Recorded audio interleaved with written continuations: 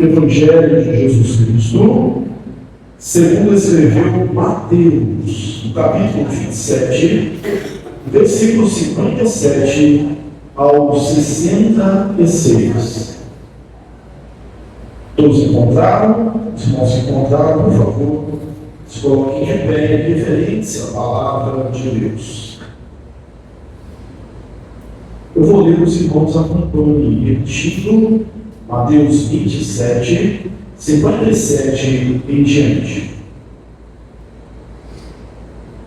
Caindo a tarde, veio um homem rico de Arimateia, chamado José, que era também discípulo de Jesus. Esse foi ter com Pilatos e lhe pediu o corpo de Jesus. Então Pilatos mandou que lhe fosse entregue. E José, tomando o corpo, envolveu num pano limpo de linho e o depositou no seu túmulo, e fizeram bem na rocha, e rolando uma grande pedra para a entrada do sepulcro, se retirou.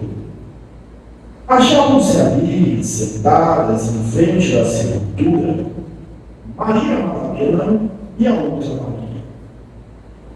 No dia seguinte, que é o dia depois da preparação, reuniram-se os principais sacerdotes e os fariseus e, dirigindo-se a Pilatos, disseram-lhe: Senhor, lembrando-nos que aquele embusteiro, enquanto vivia, disse: depois de 3 dias ressuscitarei.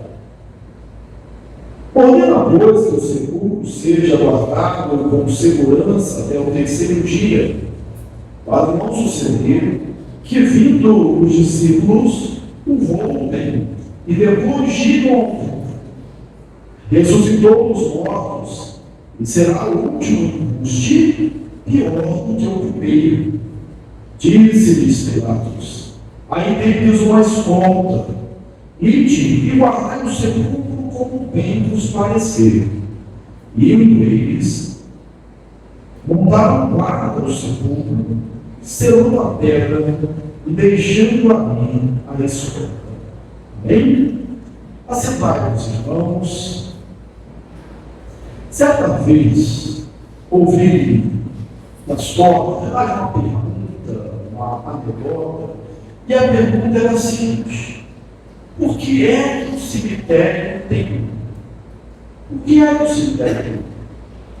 Quem está dentro não pode sair. Quem está fora não quer entrar. Então a pergunta era por que ele tem luz. E a gente podia também fazer a pergunta: por que colocar uma placa, uma escolta armada, humana, em tudo? Você guarda o prisioneiro enquanto está vivo. Morto o prisioneiro, não precisa mais de guarda. Seria a lógica.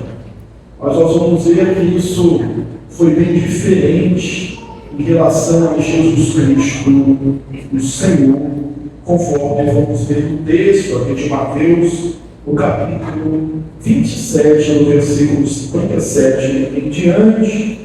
Esse texto, ele se encontra nos 4 evangelhos: Mateus, Marcos, Lucas e João. O evangelho de Mateus, que lemos, apresenta José de Arimateia como homem rico, que retirou o corpo de Jesus da sepultura. O evangelho de Marcos, lá no capítulo 15, do versículo 43 ao 46, dá uma informação a mais de que José de Arimateia era um ilustre membro do Sinédrio e, com coragem e ousadia, foi pedir o corpo de Jesus. A palavra lá diz que ele foi resolutamente, foi com coragem, com convicção. O evangelho de Lucas acrescenta ou nos dá maiores informações. Lucas 23, 50 a 53. Destaca que José era um homem bom e justo, e que, apesar de fazer membro do Sinédrio, ele não concordou com uma decisão daquela corte de condenar Jesus. O texto de João 19, 38 a 42, vai dizer que ele foi auxiliado nessa tarefa, ele foi acompanhado também por Nicodemos, que a gente encontra lá em João, logo no início do capítulo, do Evangelho de João, capítulo 3, que ele foi ter com Jesus à noite. Então nós vamos usar todas essas informações durante a mensagem para falar a respeito de José de Arimateia e do sepulcro de Jesus. Vamos tentar trabalhar da seguinte maneira. Vamos ver aqui para nós três coisas. Em primeiro lugar, uma advertência. Em segundo lugar, um incentivo. E em terceiro lugar, uma esperança. É isso que vamos ver aqui no texto. Uma advertência, um incentivo e uma esperança. Coisas que todos nós precisamos. Bem, estamos pregando aqui de forma expositiva o Evangelho de Mateus, capítulo a capítulo, chegamos no capítulo 27, aqui no términozinho já do capítulo 27, e você já viu na semana passada que alguns personagens estavam presentes ali na morte de Jesus. Nós falamos sobre essas figuras, e agora nós temos aqui a pessoa de José de Arimateia. A gente não ouviu dele antes e não vai ouvir dele depois. Ele é o homem que aparece exatamente para este momento. Nem antes, nem depois. Não se fala nada dele antes desse episódio. E você não vai encontrar nenhuma narrativa depois disso. Você vai encontrar algumas lendas. Algumas lendas, inclusive, interessantes. Uma delas diz que no ano 64, Filipe enviou José de Arimateia para a Inglaterra.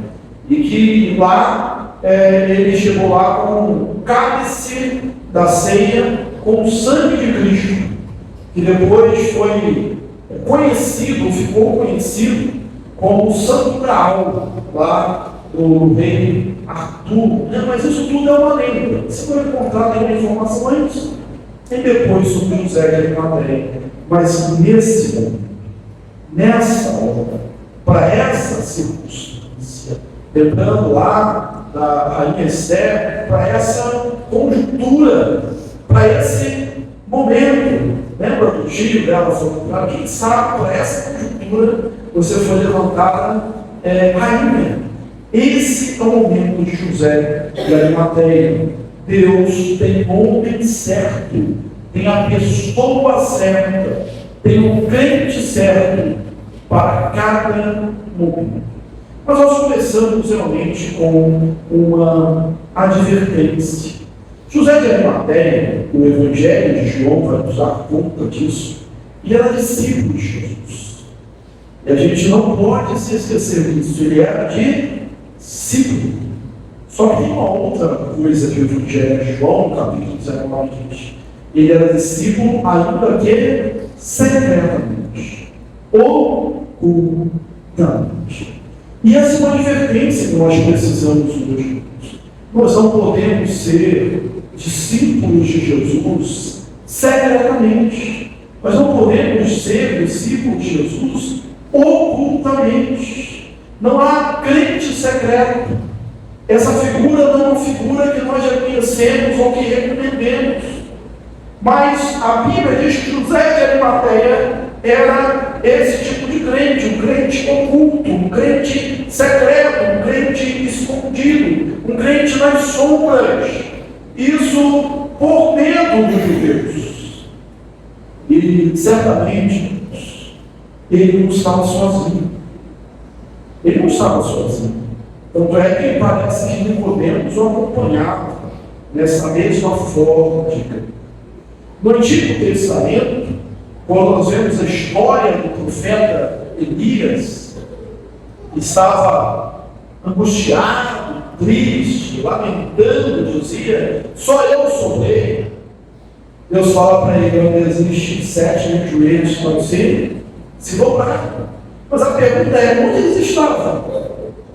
Onde eles estavam naquele momento? Muito provavelmente escondidos.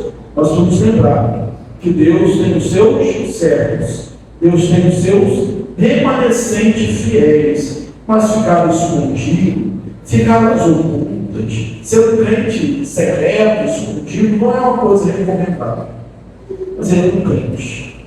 Esse crente oculto, esse crente secreto, perde muitas coisas. Se você lembrar do Evangelho, quando Jesus despedia as multidões, Jesus por vezes continuava falando com seus discípulos, dando informações, conselhos, ensinos aos seus discípulos que as multidões não recebiam. O discípulo secreto, José de Arimateia, certamente perdeu tudo isso.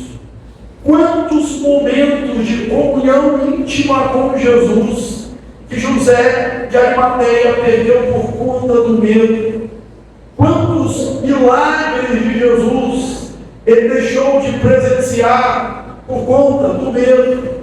Quantas refeições, quantas ceias, quantos momentos íntimos ele deixou de presenciar, de vivenciar por causa do medo? Ele não estava ali com os outros naquela última ceia por causa do medo. Ele não pôde ouvir ali as últimas mensagens de Jesus por causa do medo.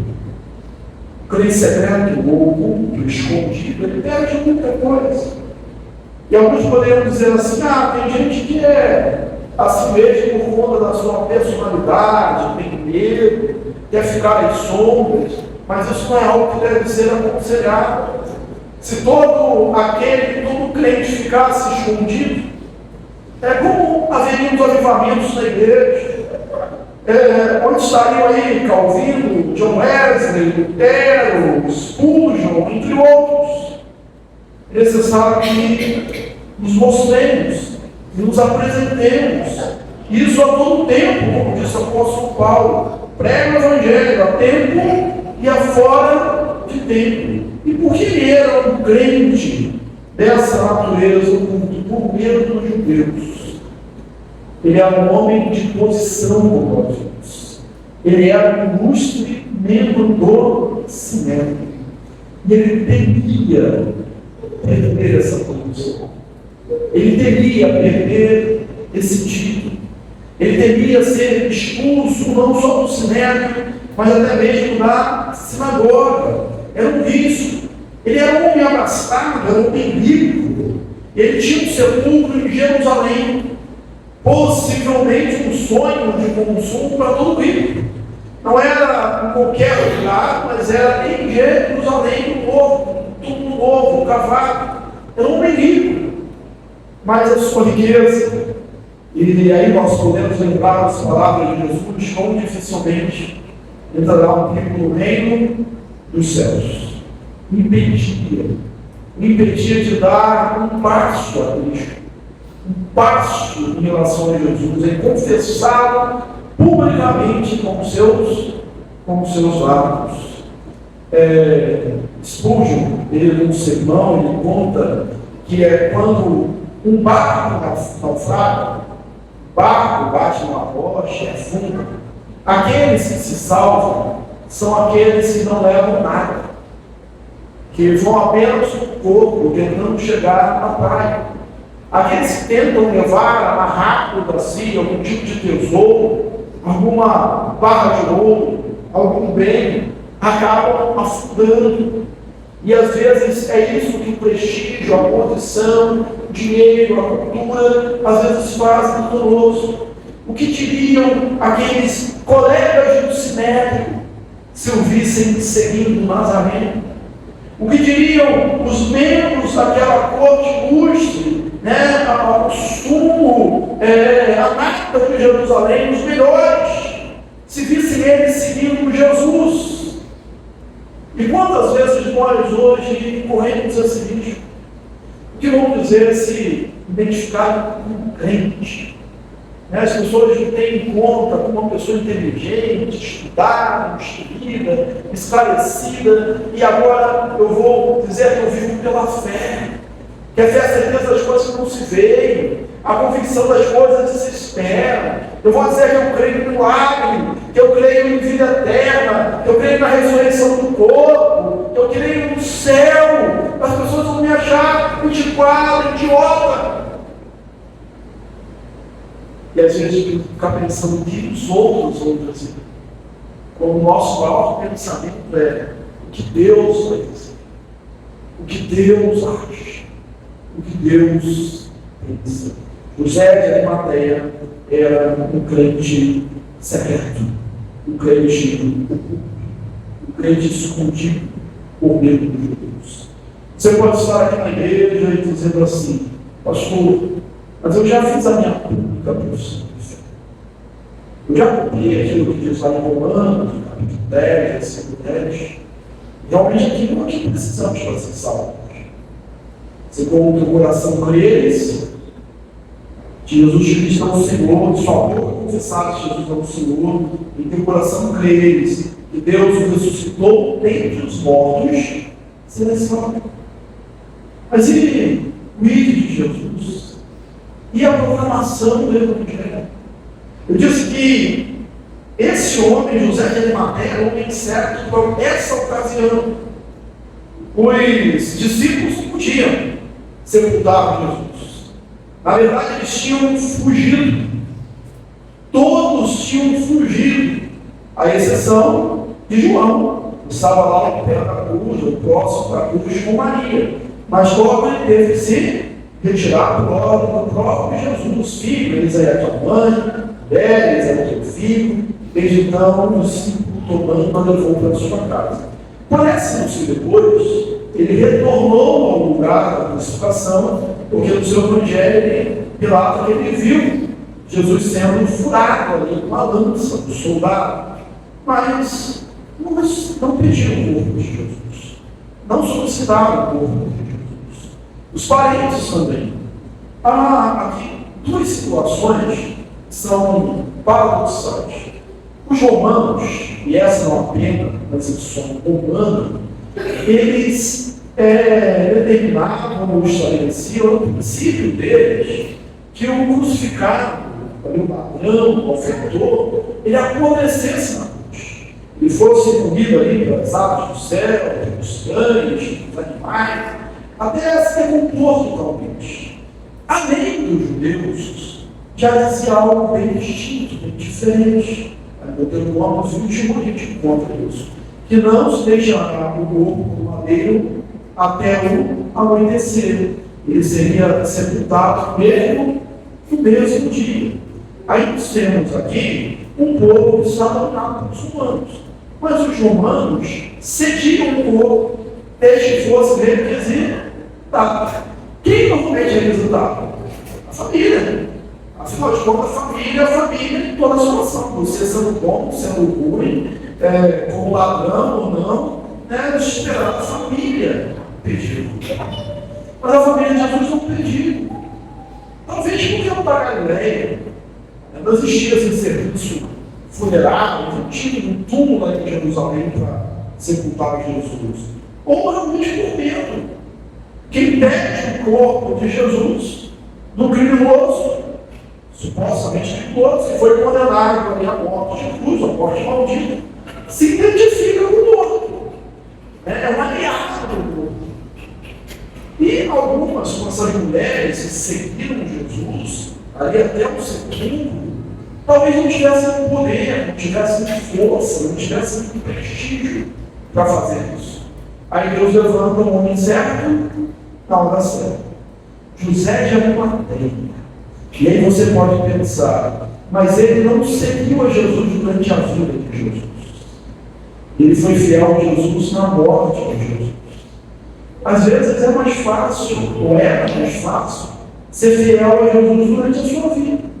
Enquanto ele multiplicava pães, enquanto ele curava cegos, enquanto ele transformava a água em vinho, enquanto ele ressuscitava mortos, enquanto as multidões acreditavam que ele era o Messias, guerreiro, libertador. Mas agora, tudo estava acabado, tudo estava fracassado, tudo tinha dado nada. Parece que nos vem à mente até aquela figura lá dos caminhantes, discípulos de Emaús, né? No caminho de Emaús, dizendo: olha, mas agora já é o terceiro dia que essas coisas aconteceram, né? Nós não temos mais esperança. Mas na hora da morte de Jesus, esse homem se mostra fiel, esse homem se revela, ele se declara um discípulo, ele se declara um cristão, ele toma partido, ele toma posição. Você acha isso estranho? Não, não é estranho. Não a luz da fé. A luz da fé diz que quando Cristo fosse levantado uma madeira, trairia todos assim a si mesmo. E a morte de Cristo deu a esse homem a força e a vida de Cristo. Ele confessou que Jesus Cristo é o Senhor. Ele foi resolutamente, corajosamente a Pilatos e pediu o povo de Jesus. O texto diz que foi ao cair da tarde. Havia 2 entardeceres para os judeus. Isso não é comum para a gente. Um é o entardecer das 3 horas e outro das 18 horas. 18 horas acabava o dia e já era sábado. Então é muito provável que ele tenha ido como judeu logo nesse primeiro entardecer, que é a hora da morte de Jesus, pedir o seu corpo. E aí você pode pensar: mas Jesus hoje não precisa ser. Jesus hoje não carece dessa minha coragem, desse sentido. Nós temos uma missão, que é ir de pregar o Evangelho a toda criatura. Ou, lembrando do texto de Mateus, e fazer discípulos de todas as nações. É hora de deixar de ser um crente oculto, secreto, por medo de alguma coisa. Medo de José de Arimateia é exposto no texto. O seu medo, o nosso medo, nós conhecemos e precisamos vencer, como José de Arimateia venceu o seu, para ser um fiel discípulo de Jesus. O fato é que o nome dele está na história, ou está na história, para sempre, com aquele homem que deu um túmulo para o Senhor Jesus. Um incentivo. Primeiro de repente, agora um incentivo. Esse homem, que foi oculto, crente oculto a vida toda, na hora certa, no momento certo, ele se levanta como um cristão. Era algo improvável. Era realmente não listável para eles. Se fossem pensar aqui, quem poderia ser aquele que ficaria com Jesus até o fim?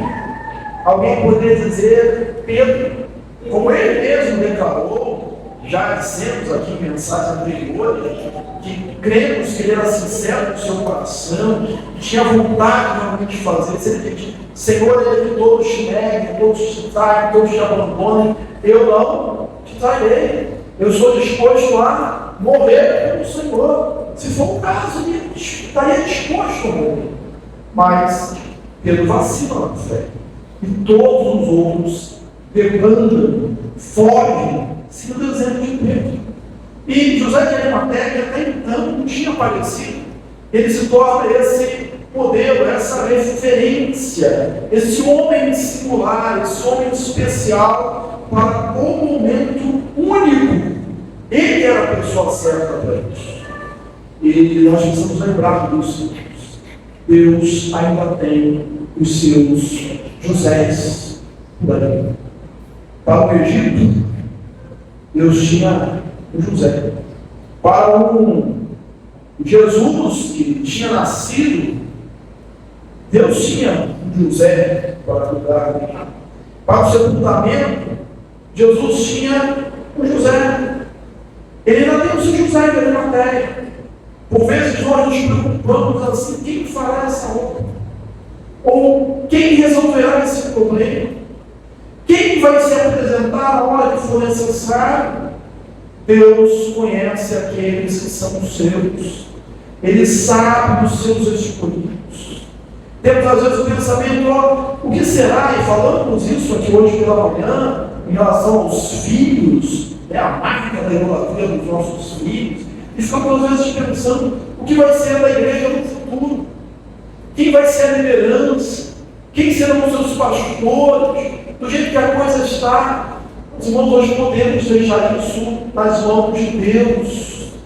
Porque Deus tem os seus servos para os momentos certos. E às vezes na nossa concepção, na nossa mentalidade, são as pessoas menos prováveis. Mas Deus os levanta. Por que José de Arimateia era um homem certo para o momento, para esse momento? Ele era rico. A família de Jesus, o discípulo, não tinha um sepulcro. Ele tinha um sepulcro novo, pertinho dali, em Jerusalém. A família de Jesus, os discípulos, os judeus, as mulheres, não tinham acesso a Pilatos. Ele tinha um acesso ao que parece um membro do Sinédrio muito fácil a Pilatos. Ele vai falar com Pilatos. E ele vence muitos obstáculos. Ele agora se torna um crente revelado, porque nem parente ele era de Jesus.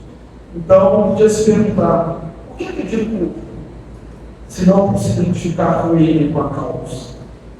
Ele podia trazer sobre si a ira do Sinédrio, do próprio Pilatos, mas ele foi lá e pediu o corpo do Senhor Jesus. Uma outra coisa que ele venceu, e pode passar despercebida no texto, é que ele foi lá e conseguiu a autorização, diz que ele foi e desceu o corpo de Jesus da cruz, enrolou um fio que ele tinha comprado para esse propósito. Você sabe que um judeu, tocado no corpo, ele ficava imundo. Ele não podia entrar no templo. E era a véspera de sábado. E não era um sábado, era o sábado da Páscoa. E ele vence tudo isso porque, com certeza, na cabeça dele, ele não sentia impuro, imundo, por tocar no corpo de Jesus.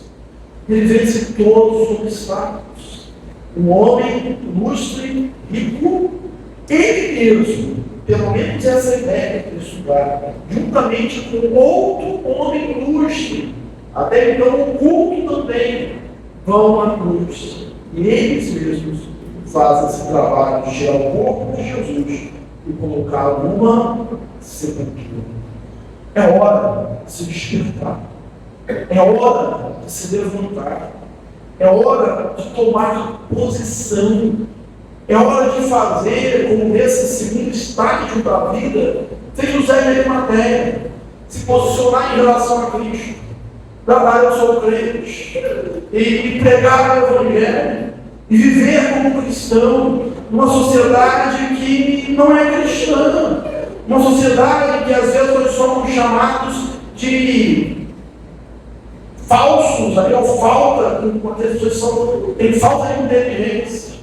Não sei se você acompanhou aí, há um tempo atrás, teve um Peninha, que é famoso aí, erudito, estudioso.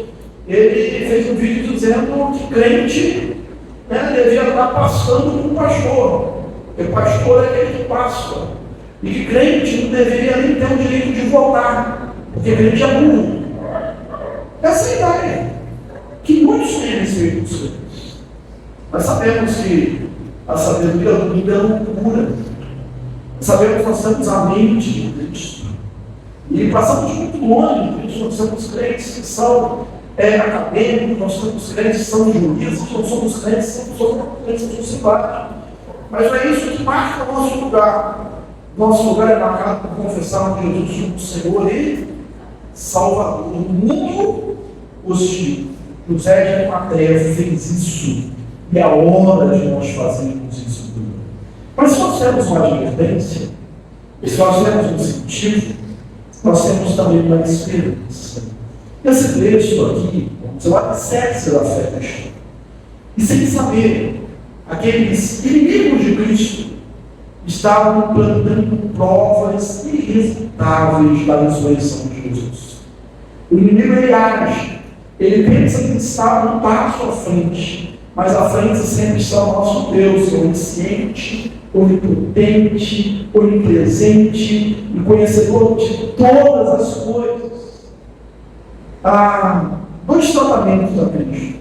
Um é o tratamento de José de Arimateia, do Nicodemo, das mulheres, e outro é dos outros membros do Sinédrio, que vão num sábado pedir para Pilatos uma guarda para guardar o corpo de Jesus. Primeiro, o que eles queriam? Que Jesus apodrecesse naquela cruz, que Jesus fosse contado entre os malfeitores, como foi condenado como criminoso. Mas a profecia de Isaías 53, versículo 9, se cumpriu. Ele foi contado entre os transgressores, mas entre os ricos esteve na sua morte, porque nenhuma palavra de Deus cai em terra. Aí eles vão no sábado falar com Pilatos. O sábado era o dia que eles estarem no templo, eles saem de suas devoções. No sábado havia restrições, mas eles quebram, eles encontram um bom motivo na cabeça deles para quebrar a regra do sábado e vão lá falar com Pilatos. E sabe como eles chamam Pilatos? De Senhor. E sabe como eles chamam Jesus? Embusteiro. Aqueles que chamam Pilatos de Senhor, aquele que está ali como um estranho, governando a Jerusalém, Israel, eles chamam de Senhor. Mas Jesus, que era o caminho, a verdade, a vida, o rei dos reis, eles chamam de embusteiros, de um embusteiro, e diz para colocar guarda à porta de Jesus. O que Pilatos faz? A porta do túmulo de Jesus. O que Pilatos faz? Chama o centurião. E você deve estar lembrado do centurião. Isso é bom a gente pegar capítulo a capítulo. Semana passada nós vimos, semana retrasada, nós vimos que esse centurião estava ali e testemunhou como esse justo morreu. Ele viu que o céu, um meio-dia se fez noite.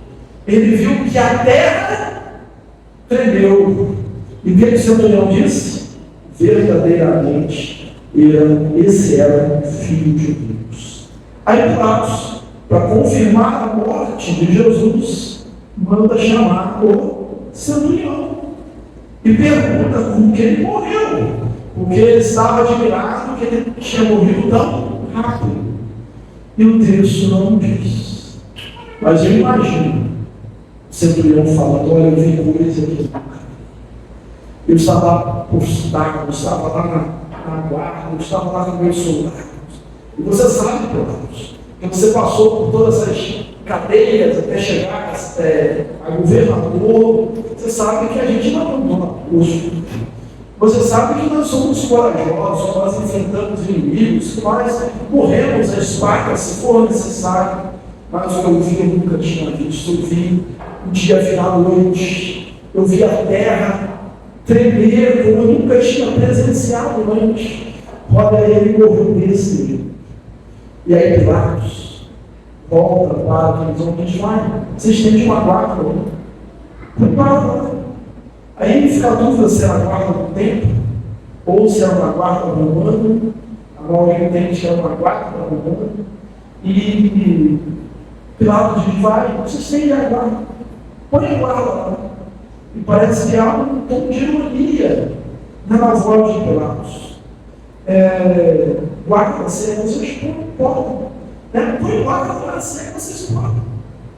Eles não confessam que criam que Jesus podia ressuscitar. Os discípulos nem estavam pensando nisso. Mas eles achavam que os discípulos podiam roubar o corpo de Jesus. É isso que eles falavam. Mas será que não passou pela cabeça deles? Duvida. Ele que disse isso também havia ressuscitado o morto de 4 dias. E eles olham, se isso acontecer, nós estamos acabados. E eles põem guarda. Uma pedra foi rolada sobre o túmulo, que era necessário 20 homens para ouvir. A pedra lançada sobre o túmulo evidenciava que Jesus realmente tinha morrido. Por isso que ele foi sepultado, para mostrar que ele morreu. E aí, além de rolarem a pedra, agora tinha um selo romano que selaram a pedra. Os senhores com cordas e selo. Quem visse aquele selo ia entender: Roma está nesse negócio, então não mexe. Eu comparo esse rolar a pedra na nossa cultura como aquele momento que no sepultamento é jogado areia em cima do caixão. E para mim são os momentos mais dolorosos. Quando tem gente disposta, às vezes o crente não quer cantar no sepultamento, né? Eu falo assim: vamos cantar nós que Jesus está nessa hora, né? Para passar aquele barulho da terra no caixão. Um outro momento dolorido é o que você está indo embora. Você está deixando a pessoa. Mas o fato é que você não está deixando ela. Não é que você está deixando ela aqui para ir para casa. É ela que te deixou para ir para a casa do pai. A casa do meu pai é muitas rodadas. Se assim não for, eu vou impedir que eu vou preparar. É inconsistente o pedido desses homens por 2 motivos. De 2 perspectivas. Pensando nos discípulos, os discípulos não estavam com força, com coragem, com vontade de levar o corpo de Jesus. E eles não queriam, eles não iam também encarar uma guarda romana armada. E outra coisa, o que eles ganhariam fazendo isso? Era armar uma armadilha para eles mesmos. A gente vai roubar, vai dizer que ele ressuscitou, e depois a gente vai morrer afirmando essa verdade. Isso não tem cabimento, isso é armar uma armadilha para si mesmo. De outro lado, é inconsistente, porque o túmulo não podia prender Jesus. A morte não podia prender Jesus. A pedra não podia prender Jesus. O selo romano não podia prender Jesus. A guarda não podia prender Jesus. Ainda que ela tivesse recebido ordem: olha, se alguém sair desse túmulo, você mata de novo, e mata quantas vezes for preciso. Essa guarda não podia deter Jesus. Ele ressuscitou. O túmulo foi aberto de dentro para fora. Ele está vivo. E sem querer, esses homens providenciaram os argumentos irrefutáveis da ressurreição de Jesus. Nós temos uma palavra dele: esperança. Nós não tememos o sinédrio, não tememos o homem, não tememos corte alguma. Nós não precisamos ser crentes ocultos, crentes secretos. Nós não precisamos ficar tímidos. Nós podemos e devemos proclamar a nossa fé. José de Arimateia, ele que foi oculto durante a vida de Cristo, na hora do sepultamento, ele se apresenta. A gente não sabe, não é contado o que aconteceu depois. Se ele foi realmente expulso do sinédrio, se ele foi expulso da sinagoga. O fato é que o seu nome entrou na história para sempre. Nós somos a geração que está aqui hoje. Precisamos proclamar o nome de Jesus. Lembrando, a morte não o venceu. Paulo Prata, Depois disso, lá em Efésios, ao norte, onde está o norte do ladrão? Onde está o norte, a tua vitória? Jesus Cristo ressuscitou. Ouça, meu irmão, essa advertência, esse incentivo, receba e viva por essa esperança que estamos celebrando hoje, aqui a ceia do Senhor, Jesus Cristo ressuscitou.